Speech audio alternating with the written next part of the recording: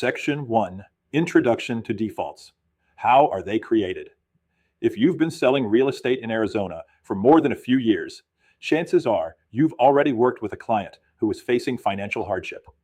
Maybe it was a homeowner who had quietly fallen behind on their mortgage payments. Maybe it was a buyer who was stretching every dollar just to qualify for a loan. Or perhaps it was a seller who called you one afternoon and admitted they didn't know how much longer they could keep making the payments. The reality is that mortgage defaults are not reserved for housing crashes or economic recessions. They can happen in any market, during any stage of the real estate cycle, and they often affect people who never imagined they would find themselves in financial trouble.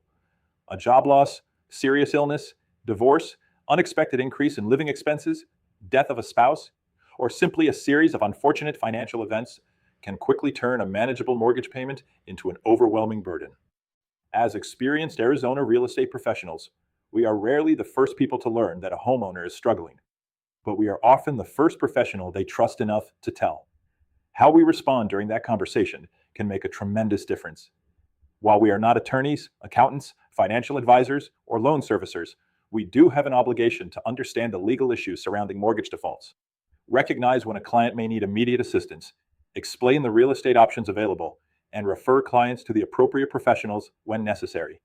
Those actions not only help protect our clients, but they also help protect our brokerage and our own license. Throughout this course, we'll examine the legal and practical issues surrounding mortgage defaults, trustee sales, short sales, anti-deficiency protections, foreclosure alternatives, and distressed property transactions under Arizona law. More importantly, we'll discuss how experienced realtors can recognize problems early, communicate effectively with clients, and avoid many of the legal and ethical mistakes that often occur when transactions become emotionally charged.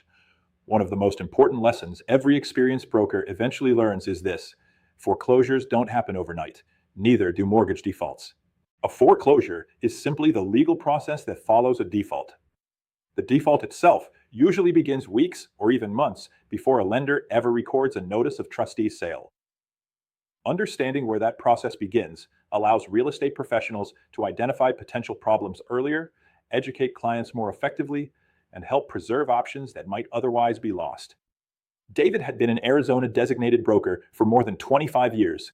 He had guided agents through booming markets, declining markets, historically low interest rates, rising interest rates, the Great Recession, and nearly every type of real estate transaction imaginable. One thing never seemed to change. Eventually, someone would walk into his office needing help because a client was in financial trouble. Late one Tuesday afternoon, Melissa, one of his top producing agents, knocked on his office door. "Do you have a minute?" David looked up from his desk and smiled. "For you, always." Melissa closed the door behind her and sat down. "I've got a listing appointment tomorrow, and something about the conversation just didn't feel right." David leaned back in his chair. "What happened?" The homeowner kept asking questions about foreclosure. Not selling the house, not pricing it, not commissions, foreclosure. She finally asked me if losing her job meant she was automatically going to lose her home. David nodded. "I've heard that question hundreds of times." Melissa looked surprised. "I didn't really know how to answer it." "You answered it exactly the way you should have," David replied. "You listened." He paused for a moment before continuing. "One of the biggest misconceptions homeowners have is believing the lender creates the default. They don't. The borrower creates the default. The lender simply responds to it under the terms of the loan documents." Melissa looked puzzled. "What do you mean?" David reached into his desk drawer and pulled out a blank deed of trust. When someone purchases a home, they're entering into a legally binding contract. The lender agrees to provide the funds, and the borrower agrees to fulfill the obligations outlined in the promissory note and deed of trust. Making the monthly payment is one of those obligations, but it isn't the only one. Maintaining required insurance, paying property taxes when applicable, and complying with the terms of the loan are all part of that agreement. "So, when does the default actually happen?" Melissa asked. David slid the document across the desk. "The moment the borrower fails to meet one of those contractual obligations. The foreclosure comes later. The default always comes first." Online discussion. Discussion question 1. A longtime client calls and tells you they have missed 2 mortgage payments after losing their job. They ask you whether they should immediately list the home or wait to see what happens. Model answer: An experienced Arizona real estate professional should avoid giving financial or legal advice while helping the client understand that early action generally creates more options. The agent should encourage the client to communicate with their lender immediately. Explain that several foreclosure alternatives may be available, depending on the circumstances, and recommend the client seek guidance from qualified legal or financial professionals when appropriate.